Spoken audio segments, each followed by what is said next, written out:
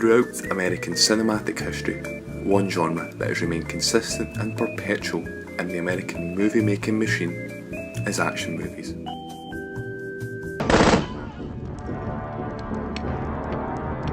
Don't hesitate.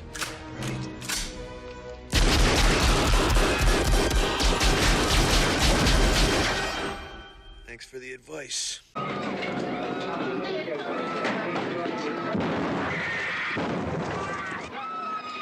Boy's gone apeshit.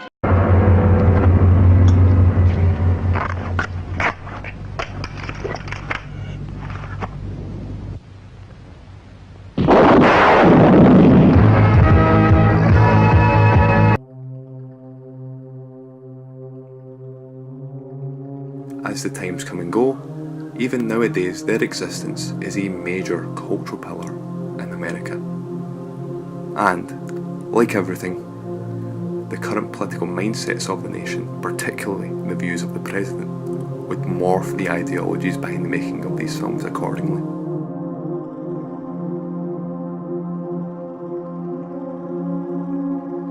In 1969, Richard Nixon was elected President of the United States.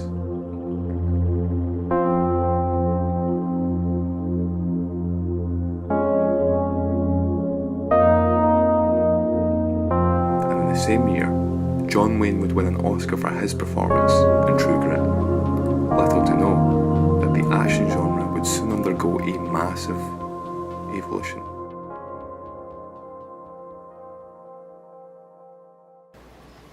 You could ask yourself the question, do I feel lucky?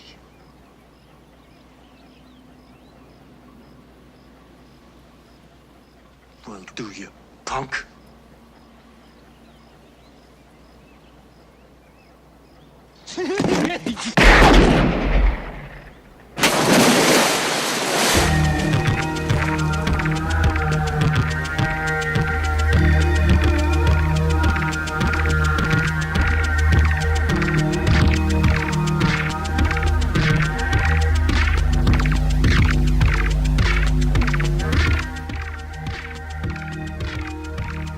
In 1971, Clint Eastwood starred in Dirty Harry. Unlike the action films that came out beforehand, Dirty Harry would charge into modern America head first, away from the Wild West and into the industrialised cities. Although the location had changed, the film views San Francisco as no different to Dodge City. If it wasn't for our sheriff enforcing law and order as brutally as he can, all chaos would ensue.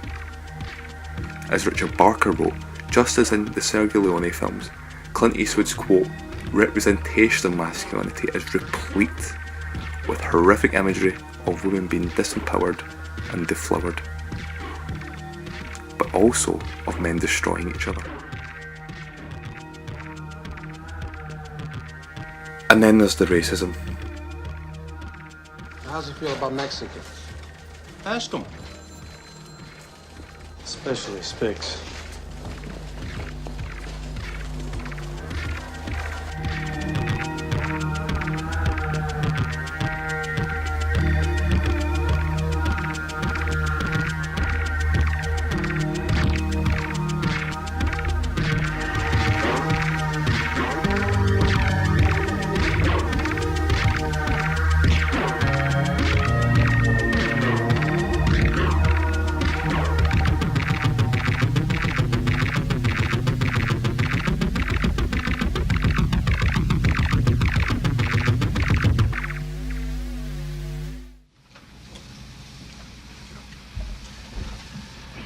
Want to join me here? Won't you be seated, please, ladies and gentlemen?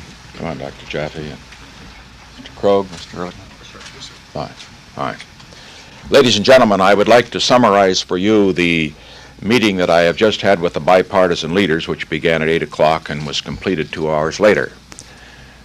I began the meeting by making this statement, which I think needs to be made to the nation.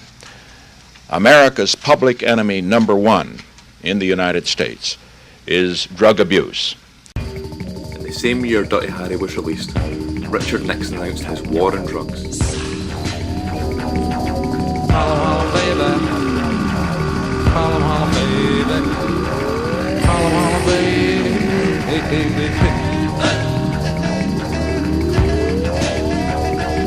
Mr. Mafia Man, I'm gonna be good.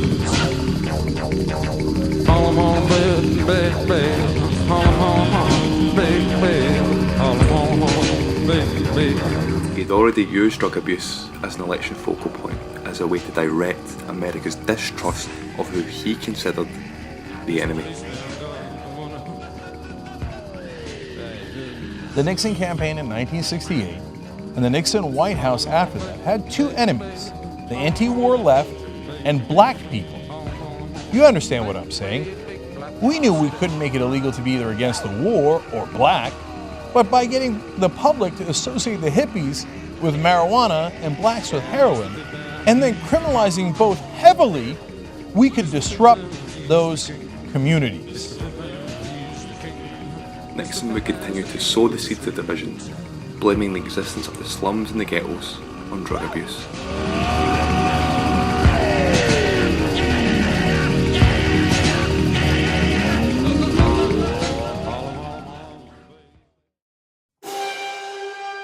This is a film about how all of us have become Richard Nixon.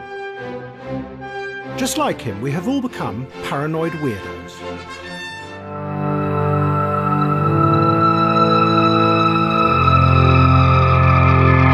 3 years later, and two key events happened in America.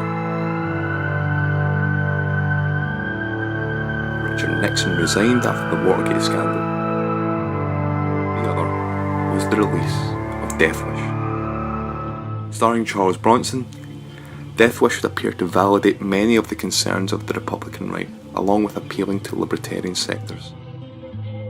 You notice he kills more blacks than whites. Oh, for Pete's sake, Harry, more blacks are muggers than The whites. cities were rife with crime, the police were useless.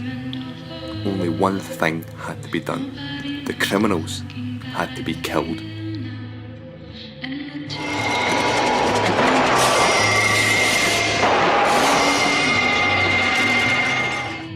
The task of executioner is left to the unmagnanimous Paul Kersey. Dubbed as the bleeding heart liberal at first, Kersey goes on a violent killing spree after his wife and daughter are attacked and raped.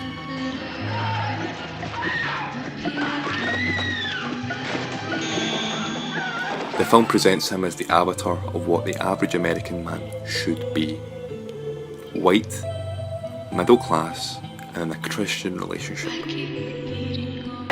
This is the story of a man who decided to clean up the most violent town in the world.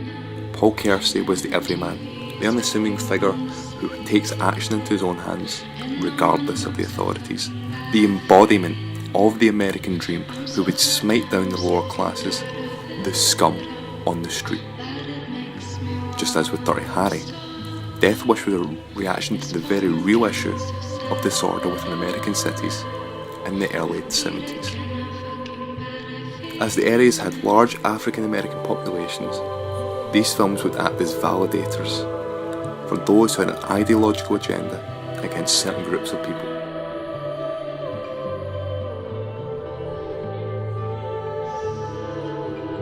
And one of those with an agenda was this man. His actions would embolden America's subconscious, the paranoia against his fellow countrymen, seeping into the very fabric of society. As the film theorist Sigfrid Crocker said, quote, "What films reflect are not so much explicit credos as psychological dispositions, those deep layers of collective mentality which extend more or less below the dimension of consciousness."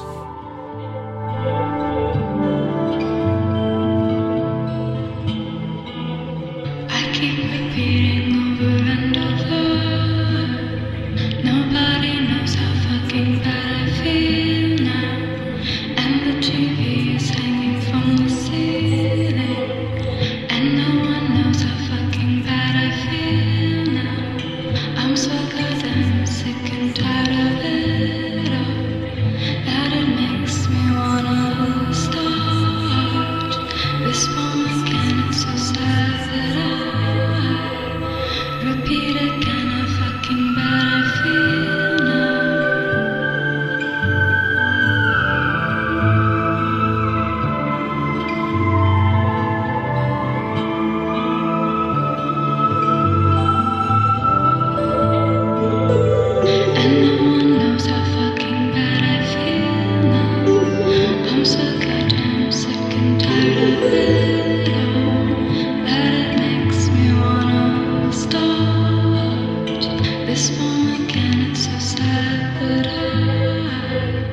repeal.